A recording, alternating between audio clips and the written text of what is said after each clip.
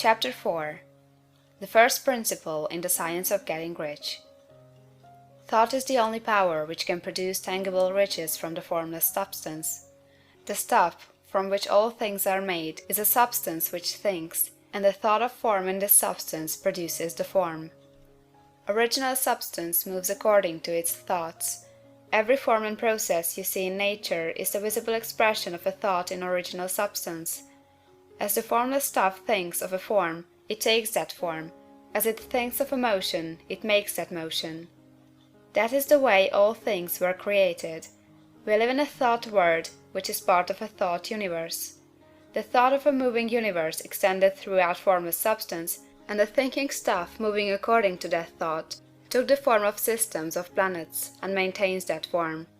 Thinking substance takes the form of its thought, and moves according to the thought. Holding the idea of a circling system of suns and worlds, it takes the form of these bodies, and moves them as it thinks. Thinking the form of a slow-growing oak tree, it moves accordingly, and produces the tree, though centuries may be required to do the work. In creating, the formless seems to move according to the lines of motion it has established. The thought of an oak tree does not cause the instant formation of a full-grown tree, but it does start in motion the forces which will produce the tree along established lines of growth.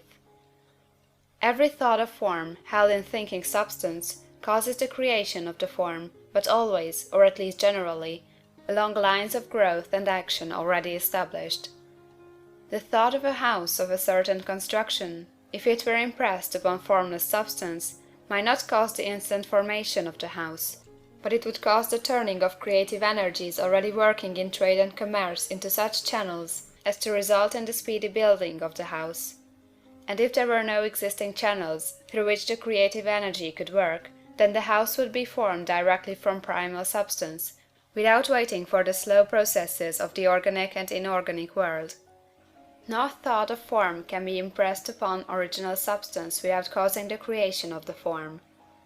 Man is a thinking center, and can originate thought.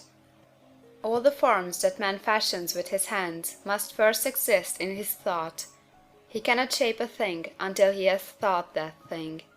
And so far man has confined his efforts wholly to the work of his hands. He has applied manual labor to the world of forms, seeking to change or modify those already existing. He has never thought of trying to cause the creation of new forms by impressing his thoughts upon formless substance. When man has a thought form, he takes material from the forms of nature, and makes an image of the form which is in his mind. He has so far made little or no effort to cooperate with formless intelligence, to work with the Father. He has not dreamed that he can do what he seeth the Father doing. Man reshapes and modifies existing forms by manual labor. He has given no attention to the question whether he may not produce things from formless substance by communicating his thoughts to it. We propose to prove that he may do so, to prove that any man or woman may do so, and to show how. As our first step, we must lay down three fundamental propositions. First, we assert that there is one original formless stuff, or substance, from which all things are made. All the seemingly many elements are but different presentations of one element. All the many forms found in organic and inorganic nature are but different shapes, made from the same stuff. And this stuff is thinking stuff. A thought held in it produces the form of the thought. Thought, in thinking substance, produces shapes. Man is a thinking center, capable of original thought. If man can communicate his thought to original thinking substance, he can cause the creation or formation of the thing he thinks about. To summarize this, there is a thinking stuff from which all things are made, and which, in its original state, permeates, penetrates, and fills the interspaces of the universe. A thought, in this substance, produces the thing that is imaged by the thought. Man can form things in his thought, and, by impressing his thought upon formless substance, can cause the thing he thinks about to be created. It may be asked if I can prove these statements, and without going into details, I answer that I can do so, both by logic and experience. Reasoning back from the phenomena of form and thought, I come to one original thinking substance, and reasoning forward from this thinking substance, I come to man's power to cause the formation of the thing he thinks about. And, by experiment, I find the reasoning true, and this is my strongest proof. If one man who reads this book gets rich by doing what it tells him to do, that is evidence in support of my claim. But if every man who does what it tells him to do gets rich, that is positive proof until someone goes through the process and fails. The theory is true until the process fails, and this process will not fail, for every man who does exactly what this book tells him to do will get rich. I have said that men get rich by doing things in a certain way, and in order to do so, man must become able to think in a certain way. A man's way of doing things is the direct result of the way he thinks about things. To do things in a way you want to do them, you will have to acquire the ability to think the way you want to think. This is the first step toward getting rich. To think what you want to think is to think truth, regardless of appearances. Every man has the natural and inherent power to think what he wants to think, but it requires far more effort to do so than it does to think the thoughts which are suggested by appearances. To think according to appearance is easy. To think truth, regardless of appearances, is laborious, and requires the expenditure of more power than any other work man is called upon to perform. There is no labor from which most people shrink as they do from that of sustained and consecutive thought. It is the hardest work in the world. This is especially true when truth is contrary to appearances. Every appearance in the visible world tends to produce a corresponding form in the mind which observes it, and this can only be prevented by holding the thought of the truth.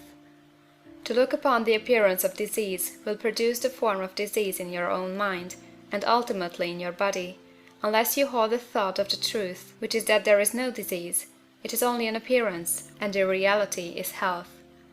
To look upon the appearances of poverty will produce corresponding forms in your own mind, unless you hold to the truth that there is no poverty. There is only abundance. To think health when surrounded by the appearances of disease, or to think riches when in the midst of appearances of poverty, requires power. But he who acquires this power becomes a master mind. He can conquer fate. He can have what he wants. This power can only be acquired by getting hold of the basic fact which is behind all appearances, and that fact is that there is one thinking substance from which and by which all things are made. Then we must grasp the truth that every thought held in this substance becomes a form, and that man can so impress his thoughts upon it as to cause them to take form and become visible things. When we realize this, we lose all doubt and fear, for we know that we can create we want to create, we can get what we want to have, and can become what we want to be.